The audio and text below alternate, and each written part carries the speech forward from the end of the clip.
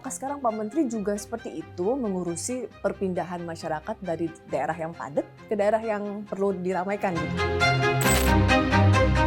Kalau boleh saya katakan, Kementerian Transmigrasi itu menjadi anak emasnya Presiden karena anggarannya saja lebih besar dari anggaran Kementerian Pertahanan.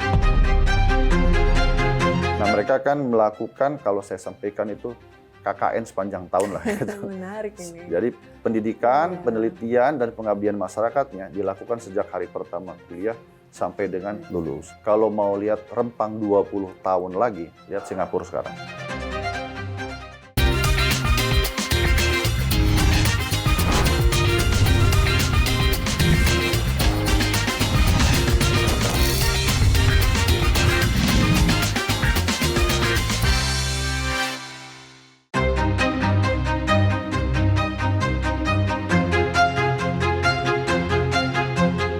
Letnan Kolonel Purnawirawan Muhammad Iftitah Sulaiman Suryanagara, Menteri Transmigrasi Republik Indonesia. Terima kasih sudah berkenan ke studio kami di Garuda TV, Pak Menteri. Terima kasih kembali juga atas perkenanan yang Iya, menerima kami merasa terhormat Pak Menteri berkenan mengunjungi kami di studio kami ini. Pak Menteri, Menteri Transmigrasi. Kita langsung berpikir nih, Ya. ini udah tahun 2025, saya ingat pelajaran transmigrasi itu artinya bagaimana kemudian memindahkan masyarakat di penduduk yang padat ke daerah-daerah yang sepi gitu, daerah yang kemudian ya itu saya juga suka lewat ya, misalnya beberapa kawasan-kawasan transmigrasi. Artinya, apakah sekarang Pak Menteri juga seperti itu mengurusi perpindahan masyarakat dari daerah yang padat ke daerah yang perlu diramaikan gitu? Gimana Pak Menteri? Ini karena masih anggapannya begitu nih. Betul, Mbak Eli. Ya. Jadi terima kasih Mbak Eli. Jadi memang pada saat saya pertama kali mendapat amanah ini dari Bapak Presiden, juga yang saya tahu tentang transmigrasi Berpikir hal yang itu sama adalah ya. perpindahan penduduk dari Jawa keluar Pulau Jawa. Itu dia. Itu kan yang suka ada dalam pertanyaan-pertanyaan Eptanas gitu kan. Iya, pelajaran Tapi- sekolah. Betul, tapi pada saat saya dipanggil ke Kertanegara itu, beliau sudah memberikan arahan-arahan yang sebetulnya membuka cakrawala pandang saya juga, bahwa transmigrasi hari ini sudah berubah begitu. Seperti contoh, beliau menyampaikan soal pemerataan pembangunan, jangan hanya di barat, pembangunan itu juga harus di timur. Kemudian yang kedua, beliau juga menyampaikan hindari konflik sosial. Nah, Betul-betul masyarakat lokal harus menerima pendatang jika dibutuhkan atau diperlukan. Kalau perlu jangan dulu ada pendatang sebelum yang lokal sendiri merasakan manfaat dari pembangunan itu sendiri. Gitu. Kemudian beliau juga menyampaikan terkait dengan pertahanan keamanan. Para transmigran itu harus patriot karena mereka nanti akan menjaga wilayah NKRI secara keseluruhan. Kemudian beliau juga menyampaikan jangan hanya pertanian, tapi fokus juga bahwa Indonesia itu sangat kaya, ada hasil maritimnya, kelautan, perikanan, kemudian perkebunan, terus ada juga beliau menyebutkan tentang pariwisata. Jadi pola transmigrasinya juga harus betul-betul berubah. Nah, akhirnya begitu sesaat setelah saya dilantik, saya pelajari Undang-Undang Nomor 29 Tahun 2009 yang merupakan penyempurnaan dari Undang-Undang Nomor 15 Tahun 97. Itu bahwa ternyata saat ini secara konseptual transmigrasi itu bukan lagi hanya sekedar perpindahan penduduk, tetapi pembangunan kawasan ekonomi dan termasuk manusianya. manusianya. Inilah yang kami terus pelajari apa-apa saja yang bisa dilakukan. Sehingga kami kemudian muncul dengan gagasan strategi ada gula, ada semut. Jadi kita sekarang ini tidak lagi mengirim semut atau memindahkan semut, tapi bagaimana menciptakan gula, menciptakan aktivitas ekonomi yang bisa menghasilkan pendapatan bagi masyarakat, sehingga masyarakat dengan kesadarannya sendiri akan datang. Jadi bahkan itu akan memotong budget pemerintah untuk mengirimkan orang-orang itu. Iya. Nah, inilah tantangan kami ke depan. Jadi kan bagaimana kemudian yang saya bayangkan Pak Ya. Menteri, berarti kemudian tugas Pak Menteri ini kan Tadi menarik sekali yang Pak Menteri sampaikan. Oh, ternyata Presiden kita sudah punya visi besar gitu Betul. ya. Bagaimana kemudian pemerataan atau kemajuan itu nggak sekedar di Barat saja nih. Ya. Kita masih punya PR bahwa saudara-saudara kita di Timur masih merasakan kesenjangan, ya kan, dari sisi ekonomi, kesempatan, penghasilan, ya tadi artinya dari kesejahteraan dan lain-lain yang menjadi PR kita. Ya. Artinya Pak Presiden sudah memikirkan itu. Ya. Lalu yang saya bayangkan Pak Menteri, oh apakah ini artinya tadi Pak Menteri bilang ada gula, ada semut. Ya. Yang sudah kita lihat misalnya kan ada beberapa kawasan ekonomi yang sudah maju gitu ya, misalnya kita sebut aja misalnya kawasan seperti Bintaro atau BSD, kira-kira seperti itu yang kita bayangkan Pak Menteri ya? Betul sekali.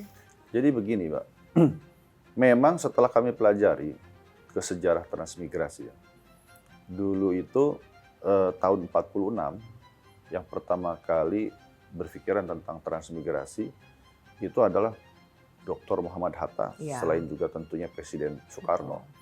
Pak Muhammad Hatta mengatakan kita memerlukan industrialisasi besar-besaran di luar Pulau Jawa. Karena Indonesia itu sangat kaya dan unik. Jadi sangat kaya sekali, misalkan ada tanaman-tanaman yang cocok hanya tumbuh di daerah-daerah tertentu. Misalkan. Contoh kalau misalkan bawang putih itu kan harus di bawah 21 derajat Celcius misalkan. Jadi ada uniqueness-nya masing-masing. Nah Pak Muhammad Hatta mengatakan kita perlu industrialisasi besar-besaran dalam rangka untuk menciptakan lapangan kerja. Dan itu tidak harus tersentralisasi di Jawa, bahkan di luar Pulau Jawa begitu. Nah ini yang terus kemudian dalam perjalanannya, dan itu juga saya yakin, saya pernah membaca juga Profesor Sumitro Joyo Hadikusumo, itu juga memiliki pemahaman yang sama. Jadi harus ada industri, tetapi, nah ini yang menarik, tetap memperhatikan kesejahteraan masyarakat di sekitarnya. Masyarakat Jadi, asli, masyarakat lokal. Jadi tidak kapitalis, tidak sangat kapitalis, jadi hanya industri saja keuntungan bagi investor, tapi juga tidak sangat sosialis. Apa yang maksud dengan tidak sangat sosialis? Jadi hanya ngasih-ngasih gitu, insentif ke masyarakat yang kurang sejahtera tanpa memberdayakan. Jadi itulah ekonomi Pancasila itu tidak sangat kapitalis, tapi tidak juga sangat sosialis. Betul, ketemu di tengah. Kita Iya. perlu industri, kemudian kita perlu tenaga kerja juga untuk mereka bisa bekerja sehingga mereka bisa hidup lebih sejahtera. Nah dalam perjalanannya itu memang ada semacam deviasi, penyimpangan. Jadi pada saat di masa yang lalu, terutama di waktu era Orde Baru, kami dari Kementerian Transmigrasi juga melakukan semacam kekeliruan lah begitu. Jadi fokusnya kepada kuantitas, fokusnya kepada distribusi penduduknya, fokusnya kepada seberapa banyak kita bisa mengirim orang. Yang penting dipindahkan. Yang penting dipindahkan karena pada saat itu, kalau boleh saya katakan, Kementerian Transmigrasi itu menjadi anak emasnya Presiden, karena anggarannya saja lebih besar dari anggaran Kementerian Pertahanan. Wow. Jadi mindsetnya, biayanya besar. Betul, mindsetnya saat itu gimana caranya ngabisin anggaran dengan mengirim orang. Padahal yang kita lupa adalah satu, ada efek sosial kalau hanya sekedar memindahkan orang. Kemudian yang kedua juga efek penciptaan pertumbuhan ekonominya nggak tercapai karena fokusnya tidak kepada penciptaan kawasan atau ekonominya, tapi kepada mengirim orangnya itu gitu. Nah, itulah yang kemudian menimbulkan banyak sekali ekses-ekses hingga sekarang. Inilah yang sedang kami tata, sedang kami perbaiki sehingga sekarang ini yang kita juga sering lupa adalah bahwa ketika kita mengirim orang, tapi di sana tidak ada sarana untuk mereka mendapatkan uang, mereka balik lagi ke Jawa. Iya. Bahkan misalkan kita kirim ke Sulawesi, orang Sulawesi sendiri datang ke Jawa karena melihat bahwa cari uang gampang katanya di Jawa lah kira-kira begitu, apalagi di Jakarta itu. Nah sekarang kami ingin saya sampaikan kepada para staf saya, bagaimana kita membuat mesin pencetak uang di luar Jawa, bahkan mungkin termasuk transmigrasi itu juga supaya menghapus stereotip ya terhadap Jawanisasi misalkan. Itu juga transmigrasi itu sebetulnya wilayah kerjanya itu kan seluruh Indonesia. Bisa juga dilakukan di Jawa. Dulu memang seperti saya kan asli dari Pandeglang, Banten. Tahun 70-an itu juga sudah ada transmigran dari Banyuwangi, dari Jember ke Pandeglang. Nah sekarang ini kita juga sedang melakukan penataan di Jawa bagian selatan, itu juga kan masih sangat kurang aktivitas ekonominya. saya sampaikan kalau misalkan kita kembangkan di Jawa Selatan, itu juga kan bisa memotong urbanisasi, mencegat urbanisasi, bahkan bisa melakukan deurbanisasi. Jadi kalau kita fokusnya kepada penciptaan kawasan ekonomi, kepada penciptaan pertumbuhan ekonomi yang menghasilkan pendapatan bagi masyarakat, tentu juga itu akan dampaknya akan positif bagi masyarakat sendiri. Iya. Karena lalu saya jadi sembari tadi Pak Menteri menjelaskan, pikiran saya langsung melayang-layang nih, Pak Menteri. Ketika tadi Pak Menteri bilang ada gula, ada semut, itu kan mirip-mirip ada supply, ada demand. Kawasan ekonomi tentu aja seperti itu ya Pak Menteri ya. Betul. Itu, nah lagi-lagi kan ketika membangun kawasan ekonomi, ya kita tahu bahwa Jawa sudah selesai lah, artinya sudah proses distribusi supply demand itu berjalan dengan baik. Tapi kemudian ketika tadi Pak Menteri bilang harus itu KEK itu transmigrasi ini punya program seperti kawasan ekonomi yang kita bangun di daerah-daerah. Nah, pendukungnya Pak Menteri sudah sejauh mana Pak Menteri optimis bahwa faktor pendukung tadi, sementara tadi kita tahu bahwa sarana jalan, distribusi, transportasi, dan lain-lain Pak Menteri yang menjadi hambatan terkait mengembangkan kawasan ekonomi di kawasan yang kita tahu masih punya PR banyak terkait hal tadi. Memang ada pertanyaan menarik juga kepada saya. Apa quick win Kementerian Transmigrasi? Saya sampaikan, kalau hanya sekedar mengirim orang, quick win kami adalah mengirim 121 kepala keluarga plus 11. Over prestasinya 11 kepala keluarga. Langsung kerja ya udah. Yang kita kirimkan ke Sumatera, Kalimantan maupun Sulawesi. Nah ini juga mungkin perlu diketahui oleh pemirsa ya, oleh media, oleh masyarakat. Publik, oleh masyarakat, bahwa pada saat kami mengirim 132 kepala keluarga itu pun, itu 50%-nya lokal. 50%-nya dari Jawa. Karena sesuai dengan aturan yang terbaru sekarang ini, itu juga untuk memitigasi konflik sosial, itu sekarang ini tidak lagi top down, tapi bottom up. Jadi kepala daerah yang mendesain. Misalkan mereka mengajukan di sini untuk lokasi transmigrasi. Terus kemudian mereka juga yang meminta kepada kami inginnya misalkan terdiri dari lokal sekian persen. Terus kemudian sekian persen dari bisa menyebut spesifik, misalkan kalau di sana pengembangannya untuk perikanan misalkan atau kelautan, mereka bisa mengatakan kami minta dari Tegal misalkan atau dari Cilacap begitu. Jadi untuk meminimalisir. Seperti contoh di Aceh, itu juga ada program transmigrasinya masih berjalan. Lebih dari 3.000 kepala keluarga itu adalah lokal. Saya lihat kemarin hanya 8 kepala keluarga yang dari luar, itu dari Jawa Barat. Jadi harus atas dasarnya itu adalah permintaan dari masyarakat yang ada di sana begitu. Sehingga sifatnya lagi tidak lagi hanya sekedar top down, tapi betul-betul bottom up. Nah inilah yang kita inginkan dan kita harapkan ke depan, terutama terkait dengan tadi. Terus bagaimana tantangannya terkait infrastruktur dan sebagainya. Makanya sekarang ini kami ingin membuat pilot projects yang ada sinergi dan kolaborasinya. Kami yakin bahwa anggaran itu jangan menjadi hambatan. Program transmigrasi itu kan pendanaannya ada 3. 1 APBN murni, kemudian yang kedua 50% APBN, 50% adalah dari swasta. Kalau yang murni itu namanya transmigrasi umum. Kalau yang 50-50 itu namanya transmigrasi swakarsa berbantuan. Ada lagi full dari swasta namanya transmigrasi swakarsa mandiri. Nah kalau transmigrasi swakarsa mandiri itu Kementerian Transmigrasi hanya menyediakan lahannya, nanti yang bikin rumahnya, terus kemudian yang mengirim orangnya, yang mengembangkannya itu adalah swasta ataupun dari masyarakat. Nah, saya lihat bahwa APBN murni pun itu nggak cukup dari transmigrasi. Karena kalau dari staf kami di Kementerian Transmigrasi, untuk pembangunan kewilayahan itu, infrastruktur dasar saja membutuhkan lebih dari 1 triliun. Untuk tadi yang Mbak sampaikan, jalannya, fasilitas umum, fasilitas sosial, dan sebagainya. Nah, oleh karena itu kami melirik beberapa daerah yang di situ PU-nya juga ikut berkontribusi, kemudian juga pemerintah daerah setempat juga ikut berkontribusi. Nah, kami sekarang sedang pitching daerah-daerah yang seperti itu. sehingga kami tidak perlu kesulitan lagi untuk hanya sekedar membangun jalan. Saya sudah sampaikan kepada Bapak Presiden, Pak, kami nanti mungkin fokusnya kepada rumah, pekarangan, lahan usaha, dan pemberdayaan ekonominya. Kalau untuk bangun jalan, bangun jembatan, Udah kami minta selesai, tolong PU ya. lah begitu.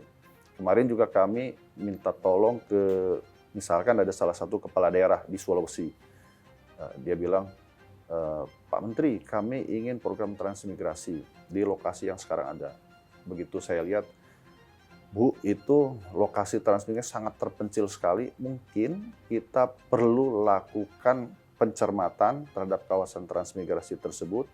Lebih bagus, mungkin tidak tahun ini, tapi 1 tahun atau 2 tahun lagi. Tapi Ibu dari sekarang sudah bikin perencanaan yang matang. Nanti di situ akan dibikin kawasan apa, pola transmigrasinya atau komoditasnya itu apa di situ. Saya dalam pengamatan kami di atas kertas ya, saya harus tinjau ke lapangan. Itu cocok untuk durian maupun coklat. Ya. Jadi saya bilang lebih bagus nanti ada puluhan ribu hektar untuk lahan usahanya, terus nanti kita kembangkan bersama melalui beberapa program kami termasuk transmigrasi lokal, transmigrasi patriot, transmigrasi karya Nusantara. Kita kembangkan menjadi satu kolaborasi yang utuh. Ibu sekarang mulai rancang sehingga nanti program-program lainnya pun seperti misalkan fasum-fasosnya. Sekarang kan ada Bapak Presiden punya sekolah rakyat misalkan. Nanti di situ. Terus kemudian puskesmas yang bagus, modern juga di situ. Sehingga nanti itu aktivitas ekonominya, aktivitas kehidupannya akan betul-betul maksimal. Saya juga sampaikan kepada para pegawai saya sampaikan ke depan kita itu nanti tidak lagi visualnya transmigrasi itu hanya misalkan panen raya. Itu di masa Orde Baru kita melakukan itu. Nah sekarang ini kita berharap bahwa ada produk yang dikirim ekspor ke luar negeri yang bisa nanti diberangkatkan oleh Bapak Presiden, itu yang ingin kita harapkan. Sehingga betul-betul visualnya itu bagus sekali, memang transmigrasi menyumbang ekspor, menyumbang kepada pertumbuhan ekonomi. Karena elemen dari pertumbuhan ekonomi itu kan yang paling utama adalah ekspor itu. Gitu. Jadi dibekali juga. Betul. Nah siapa yang melakukan pendampingan itu? Patriot.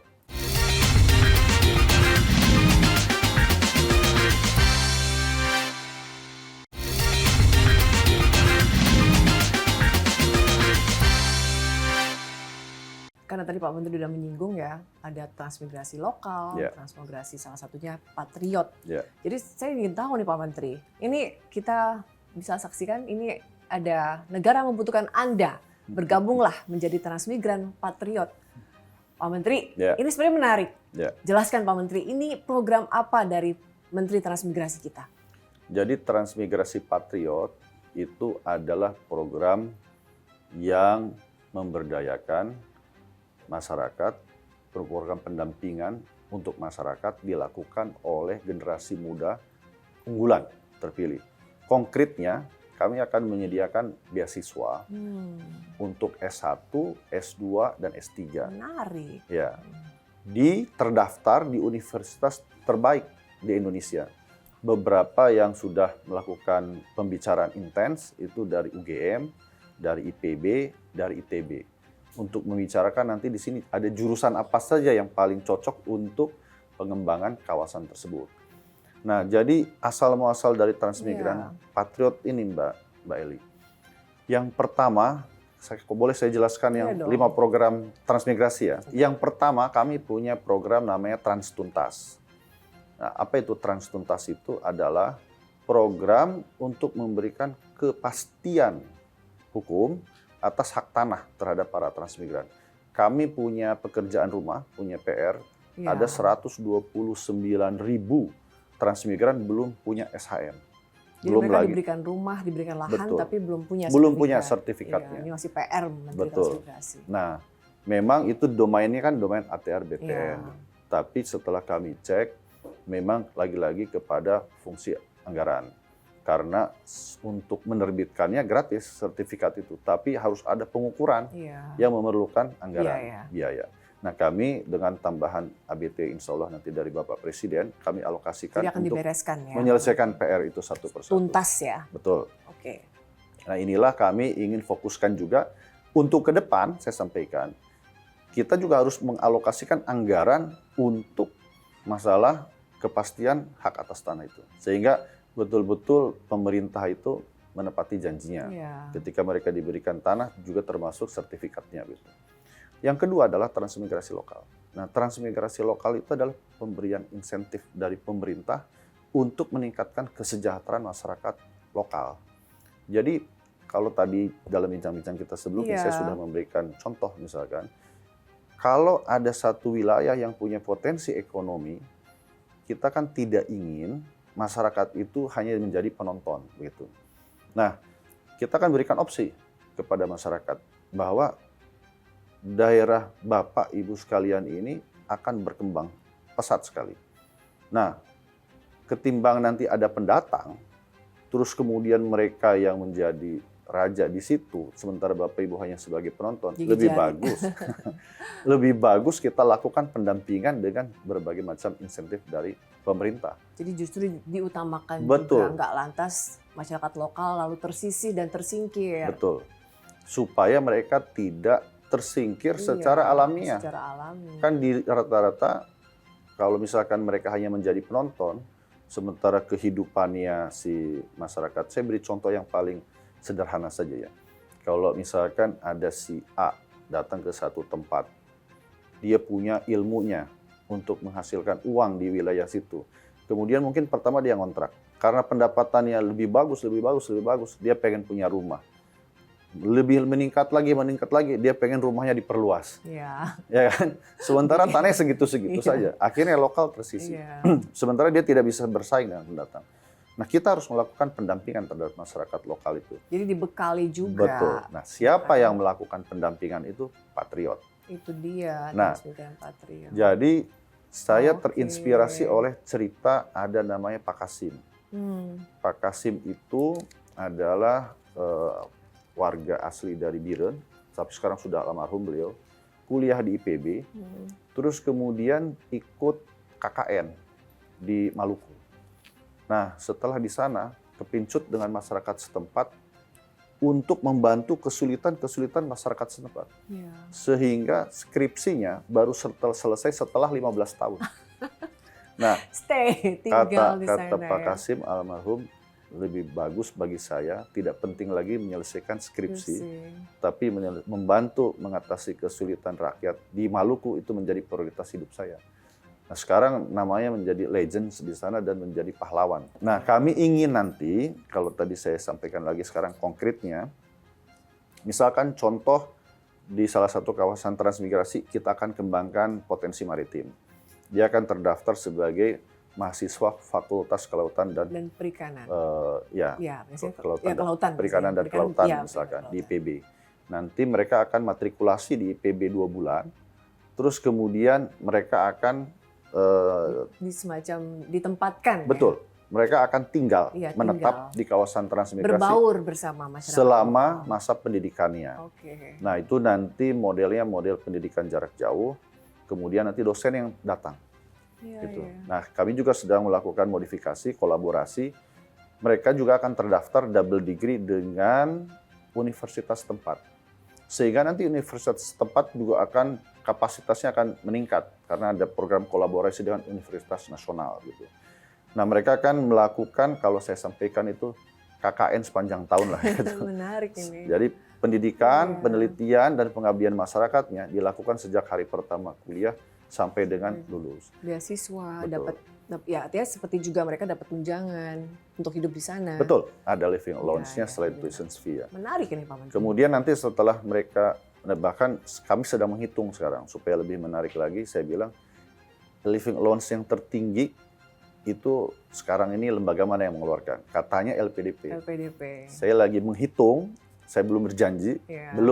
saya lagi menghitung, kita lebih tinggi kan sedikit dari LPDP lah, kira-kira begitu. Nah, Nah, kemudian yang menarik juga, kabar gembira ini. pada saat mereka menetap di kawasan transmigrasi, tugas mereka bukan hanya sekedar mendampingi masyarakat, tapi mereka juga membidani korporasi masyarakat. Wow, bisa berbisnis. Betul. Ya kan? Jadi mereka nanti bikin Iya. korporasi masyarakat Jadi nanti bantuan-bantuan insentif dari pemerintah dalam bentuk Minta lahan, kelola.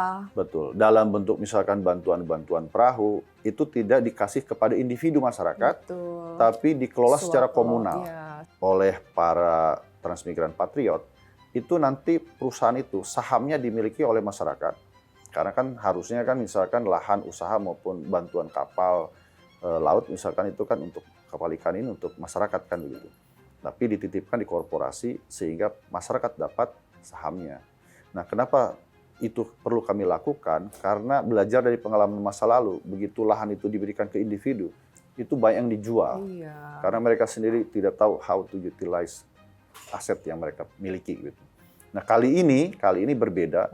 Nanti akan dibantu oleh para transmigran patriot itu untuk mengelola. Nanti masyarakat selain memiliki sahamnya, mereka juga menjadi pekerja dari perusahaan itu. Jadi nanti para masyarakat ini mendapatkan dua benefit. Satu, mereka nanti mungkin ada yang dapat gaji atau dapat penghasilan dari perusahaan karena bekerja di perusahaan. Yang kedua, dapat dividen dari saham yang mereka miliki. Gitu. Nah, nanti setelah lulus di wisuda, ujiannya juga nanti di kampus utama, mereka balik lagi ke kampus utama. Kemudian selama masa pendidikan juga, yang lolos dan lulus ujian menjadi tentara cadangan, Komcat, kami juga akan sediakan alokasinya untuk menjadi tentara cadangan. Yang membedakan juga mungkin nanti beasiswa transmigrasi ini, patriot ini dengan beasiswa lainnya, nanti akan ada elemen tes psikologi juga, kemudian kesehatan juga, termasuk mental ideologi.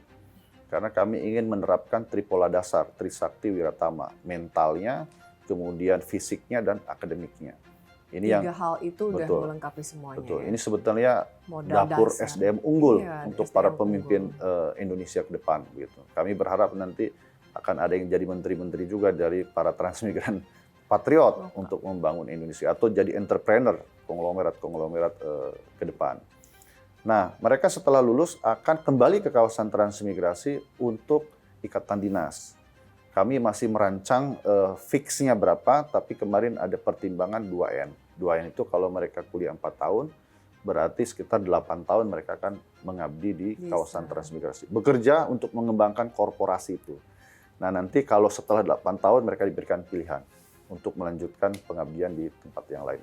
Contoh ya, saya berikan salah satu inspirasi lagi, pembauran antara masyarakat lokal dengan terdidik itu. Inspirasi dari Cilembu.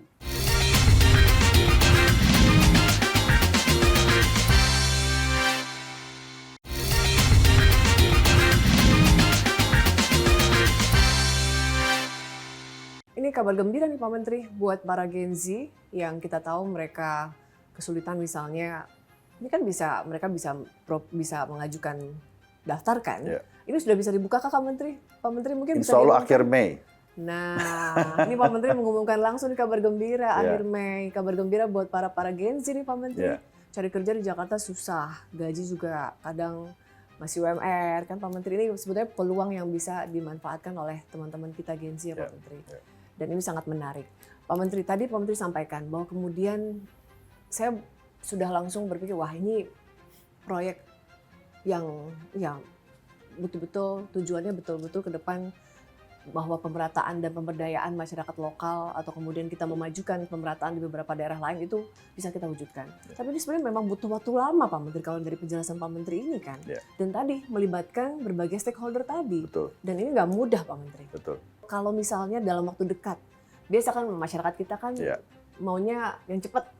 Oh lama ya, berarti kalau bicara investasi kan mereka, wah berarti saya baru bisa menikmati hasilnya gitu ya, 5 tahun. Nah ini, masyarakat kita kan cenderung tidak sabar. Kira-kira kalau quick win yang nanti Pak Menteri bisa sampaikan ke masyarakat seperti apa Pak Menteri? Ini quick win kawasannya atau quick win programnya? Dua-duanya. Kalau quick win programnya, kan tahun ini juga kita akan jalankan. Contoh misalkan yang beasiswa. Yang beasiswa ini sekarang ini yang agak kami tekankan, kenapa kami betul-betul hati-hati sekali. Mungkin hati-hati ini lebih konteksnya cermat dan teliti. Untuk sebelum kami launching, terburu-buru, tergesa-gesa untuk launching program ini. Karena kami ingin memastikan end-to-end. Contoh beasiswa. Saya sedang lakukan negosiasi dengan Kementerian Keuangan. Saya sampaikan saya berterima kasih sekali, bersyukur Bapak Presiden memberikan bantuan yang luar biasa untuk Kementerian Transmigrasi dengan tambahan anggaran yang menurut kami sangat cukup. Itu kami ingin kunci 4 tahun, gitu, multi years. Jadi bagi kami, misalkan ini kami sekarang sedang tata. Pilihannya bagi kami, apakah misalkan mengirim 2.000 transmigran patriot, ya kan, bagus secara number begitu. Tapi tahun depan kami harus setiap tahun meminta kepada Menteri Keuangan sejumlah anggaran untuk memelihara program ini. Atau kalau memungkinkan secara regulasi, bagi kami lebih baik kami mengirim 500 orang transmigran patriot, tapi anggarannya sudah di-lock sampai dengan mereka lulus 4 tahun ke depan.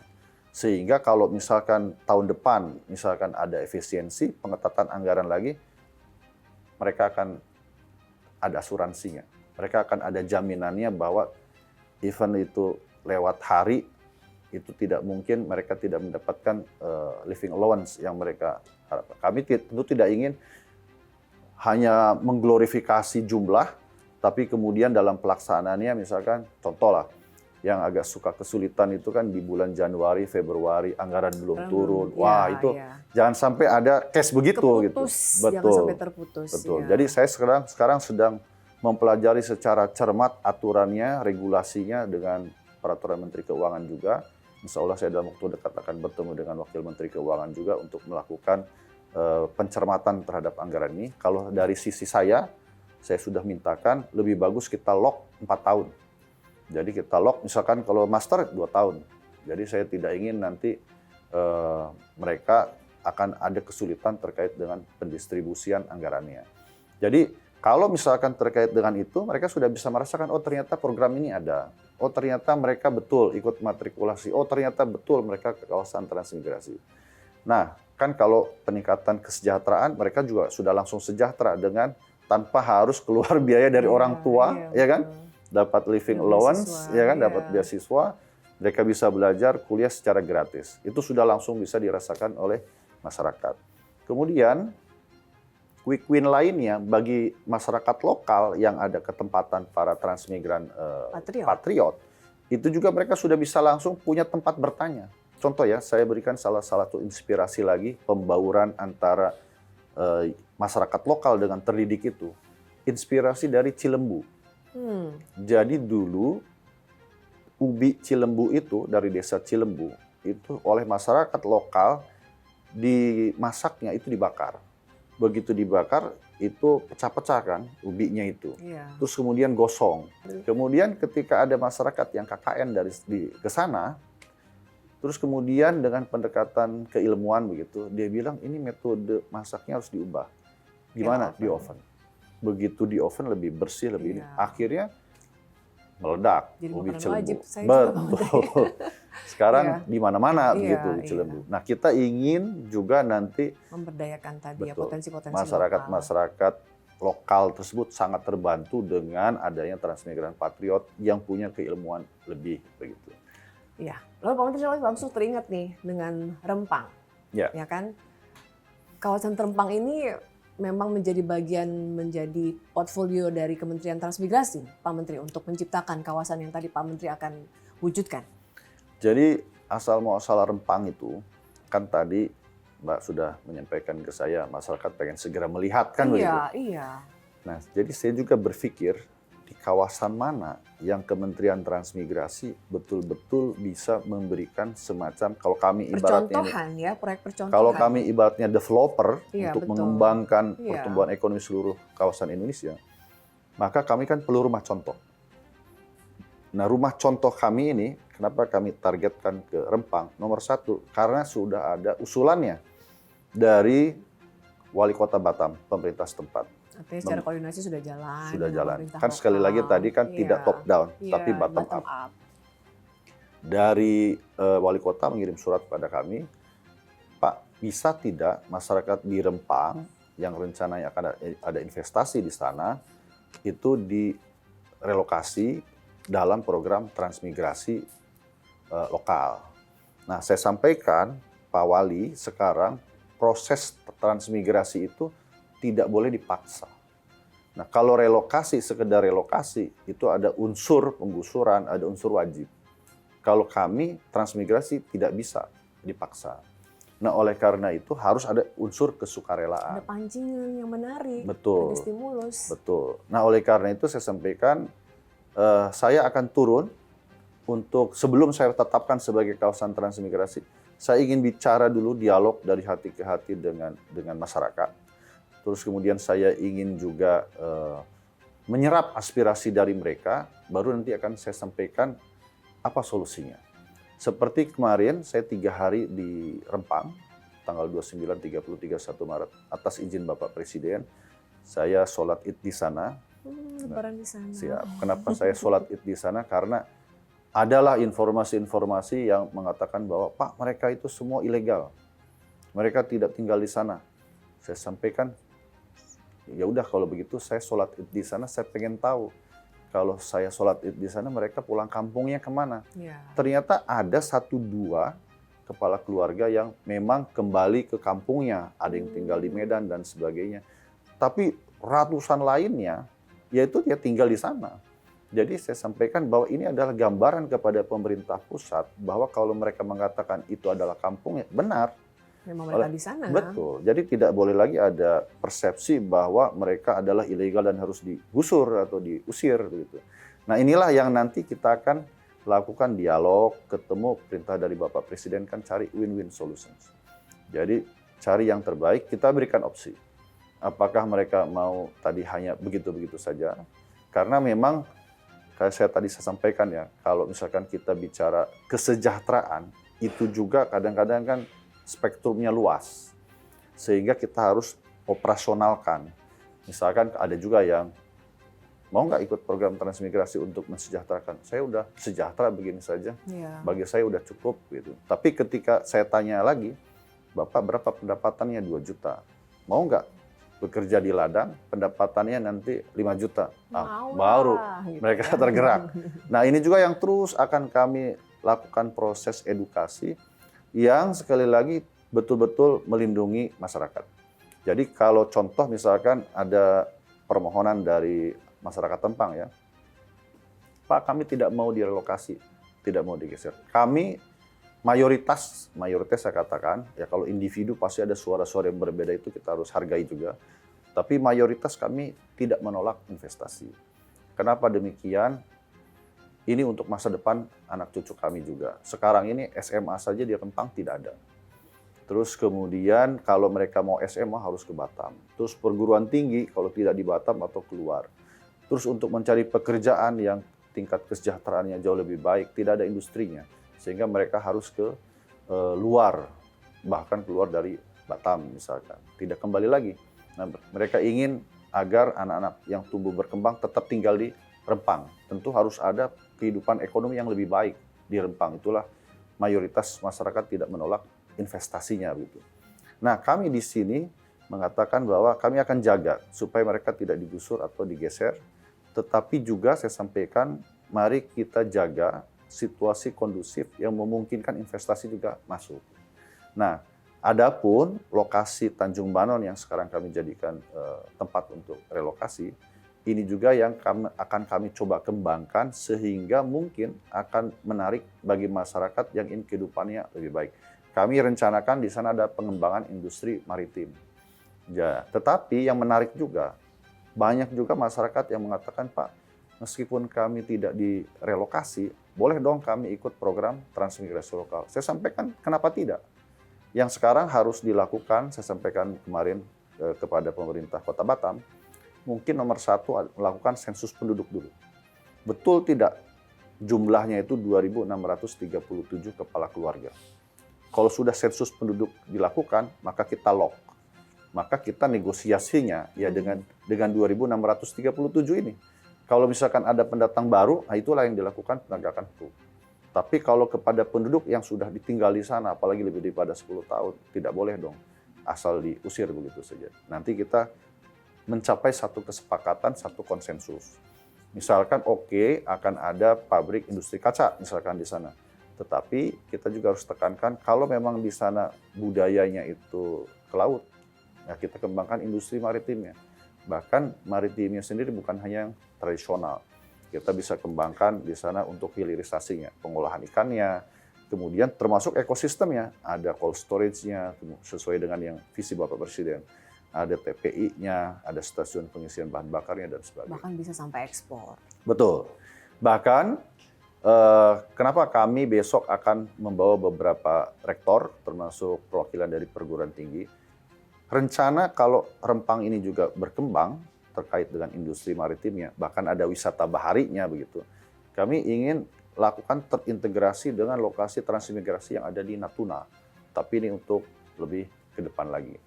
Nah, kenapa kami juga pilih Rempang? Karena PU maupun BP Batam itu sudah melakukan pembangunan untuk rencana anti lokasi transmigrasi sejak 2 tahun lalu. Jadi saya nggak mulai dari awal lagi untuk land clearing dan sebagainya. Mungkin kalau saya buka lahan baru, seperti yang tadi Mbak Eli sampaikan, butuh waktu yang cukup panjang. Kalau sekarang kan land clearingnya sedang berjalan, rumah juga sudah ada yang dibangun, sudah sekitar lebih dari 200 rumah yang sudah terbangun. Nanti akan kami terus kembangkan selama kami menjaga kepentingan masing-masing dengan baik, dengan masyarakat, jaga situasi kondusif. Nah, nanti tinggal bagaimana pilihan ada di masyarakat. Kalau mau lihat Rempang 20 tahun lagi, lihat Singapura sekarang.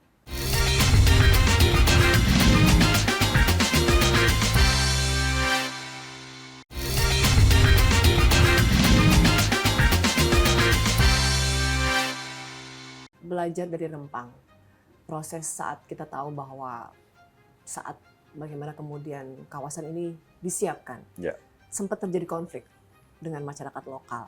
Artinya memang perlu ya tangan pemerintah yang bisa lebih dekat kepada masyarakat. Betul. Tidak ada miskom. Ternyata kemudian tujuan Rempang baik sekali gitu. Betul. Kalau dari awal ini sudah disosialisasikan, mungkin konflik sosial tersebut tidak terjadi, Pak Menteri. Betul. Nah, ini kan jadinya mungkin dengan adanya Menteri Transmigrasi ini bisa kemudian menyiapkan kawasan-kawasan lain.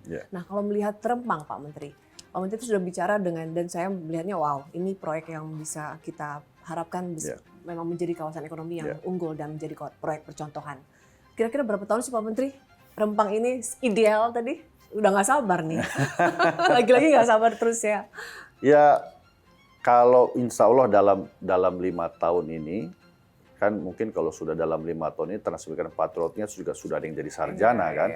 Insya Allah akan terlihat lah. Tapi kan sekali lagi, yang namanya pembangunan itu kan selalu berkelanjutan. Ya kalau misalkan kalau bicara visi. Sekarang itu Rempang tertinggal 60 tahun dari Singapura. Sekarang ini. Padahal jaraknya hanya 16 km dari Singapura. Iya, untuk ke Batamnya ya. Iya, untuk ke Batam. Nah, itu sekitar 60 tahun, saya katakan begitu. Tapi paling tidak, kalau semua masyarakat ada prasyaratnya, kalau masyarakat konsensus, betul-betul ayo kita membangun bersama, tumbuh bersama. Kalau mau lihat Rempang 20 tahun lagi, lihat Singapura sekarang. Nggak perlu butuh 60 tahun. 60 tahun.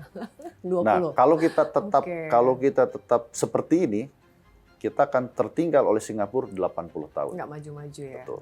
Kalau stuck ya. Betul. Nah, kalau kita betul-betul ada konsensus menuju ke 20 tahun ke depan, insya Allah Singapura hari ini akan ada di Rempang. Kalau misalkan akselerasinya jauh lebih maju lagi, mungkin malah bisa sama gitu. Karena potensi alam kita yang luar biasa. Contoh misalkan pasir silika dan pasir kuarsa itu bukan di Rempang sebetulnya, tapi di pulau-pulau lainnya. Cuma kenapa pabriknya ada di Rempang? Karena itulah lahan yang cukup untuk manufacturing-nya gitu. Kemudian juga ada banyak potensi lain seperti pariwisata dan sebagainya gitu. Pada prinsipnya Mbak Eli, kita ini kaya tapi kita harus menjadi tuan rumah di negerinya sendiri. Saya tadi sampaikan sama Mbak Eli, tidak jauh dari Batam, ya kan, sekitar naik pesawat sekitar 1 jam 15 menit, ya tidak jauh dibanding dengan kita yang di Jakarta ya. Iya. Ada pulau bawah yang luar biasa, potensi pariwisatanya, itu investornya datang dari Prancis. Kemudian turis asingnya juga luar biasa. Semalamnya itu sekitar 40 juta paling murah. Ada satu paket ke pulau bawah itu, paket weekend, itu 3 hari 2 malam, 200 juta. Dan selalu full kali Pak Menteri ya? Selalu fully book. Nah, saya Saya kalau misalkan tahu sejak awal begitu, itu kalau kita kembangkan dengan Transmigran Patriot, kemudian transmigrasi lokal, pola pariwisata, mungkin benefit untuk kita akan lebih banyak lagi begitu. Ya. Pak Menteri, karena tadi masih ini terkait tadi saya sampaikan ini kayaknya menarik buat teman-teman Gen Z. Ini ada pertanyaan tapi dari Gen Z Boleh, juga Pak Menteri. boleh. Mungkin bisa disampaikan. Kami ini sering dibilang harus keluar dari zona nyaman. Tapi kalau transmigrasi itu zona barunya, apa yang bikin kami yakin itu layak untuk dicoba? Karena banyak yang harus kami pertimbangkan sebelum move on. Yang paling mahal membeli pengalaman. Nah, pengalaman itu menurut saya sesuatu yang luar biasa. Kita tidak tahu kecuali kita yang ikut merasakan sendiri. Sama dengan coba lihat di KBBI. Apa itu manis? Di KBBI ditulis manis itu rasa seperti gula. Kalau kita nggak pernah mencicipi gula, kita nggak tahu rasa manis itu. Nah, jadi kalau saya lihat kan Gen Z kan senangnya remote, senangnya adventure, senangnya traveling. Nah, transmigrasi menawarkan paling tidak pengalaman traveling. Bahwa Indonesia itu bukan hanya Tugu Monas. Tantangan yang menarik untuk para Gen Z itu adalah salah satu sarana terbaik untuk meningkatkan kapasitas menurut saya adalah bagaimana kita menyelesaikan masalah. Nah, isinya di kawasan transmigrasi tentu kan banyak sekali persoalan-persoalan.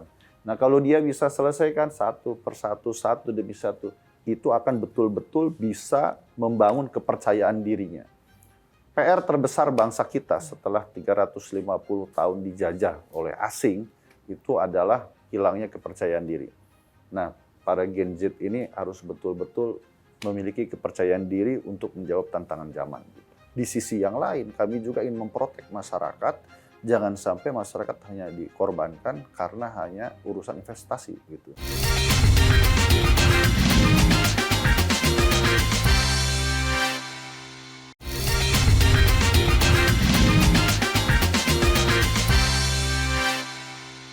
Pak Menteri, tadi saya bayangkan satu kalimat Pak Menteri yang saya terus terngiang-ngiang sampai sekarang. Kementerian Transmigrasi itu ya seperti pengembang, seperti developer. Dan saya jadi kemudian paham kenapa kemudian ada Kementerian Transmigrasi. Dan saya juga jadi paham kenapa kemudian Pak Menteri yang diminta menjadi seorang Menteri Transmigrasi. Karena Pak Menteri adalah dengan basic pengusaha. Jadi artinya dengan karena Pak Menteri ini basic pengusaha, backgroundnya pengusaha, seorang pengusaha. Jadi Pak Menteri ini sedang menyiapkan kawasan-kawasan ekonomi yang bagaimana kemudian masyarakat-masyarakat kita diharapkan ya bisa dibangun kemajuan-kemajuan ekonomi di sana, diberdayakan ya Pak Menteri. Ya, betul. Itulah kenapa Pak Menteri diminta sebagai Menteri Transmigrasi. Kalau itu yang bisa menjawab Bapak Presiden. Tapi memang pada saat saya bertemu dengan Bapak Presiden, beliau secara verbatim mengatakan, saya yang butuhkan sebetulnya tentara. Ada tentaranya? Ya, berpangkat bintang 3 atau 4 gitu. Iya. Nah, tapi beliau melihat background saya, beliau memberikan keyakinan kepada saya yakin kamu bisa gitu. Nah, saya sebetulnya usahanya itu saya ingin memberikan added value lah. Bahwa saya sampaikan kepada teman-teman di Kementerian Transmigrasi, yuk kita bertransformasi dari kementerian yang tadinya konsumtif, menerima anggaran dari negara, terus kemudian dibagi-bagi begitu kepada masyarakat, menjadi kementerian yang produktif. Baik. Apa itu kementerian yang produktif? Kementerian yang kalau kita dikasih 2 triliun oleh Bapak Presiden, kita harus bisa memberikan lebih kepada negara. Harus berlipat-lipat. Karena kita berhasil mengundang para investor. Iya. Nah, kenapa? Kalau misalkan, contoh misalkan ada satu kawasan yang bahkan di Maloy, itu sudah ada investor yang mau membangun bandara. Itu kan benefit untuk pemerintah.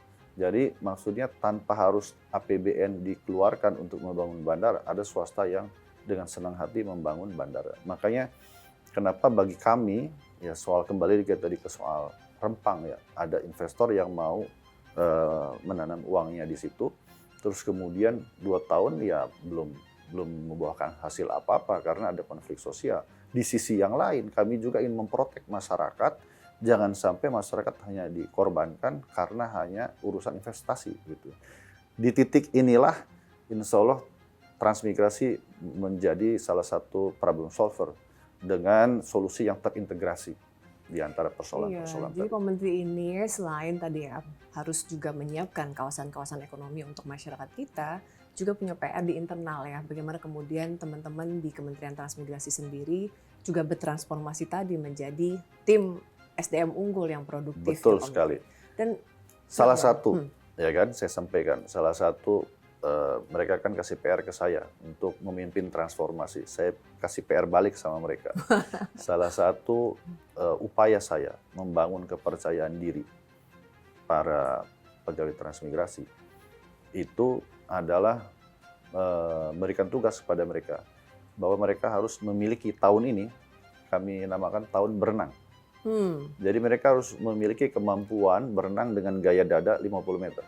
Dikasih challenge sama Betul, menterinya. mulai dari menterinya sampai Dapat dengan hadiah OB. kan? Ya, Dapat hadiah. ya hadiahnya kan dia kemampuan. Harus sehat. Betul. Nah, Dan- kemudian kalau misalkan mereka fail, itu ya nanti akan ada tutor. Jadi kita juga akan melakukan pendampingan sampai mereka lulus.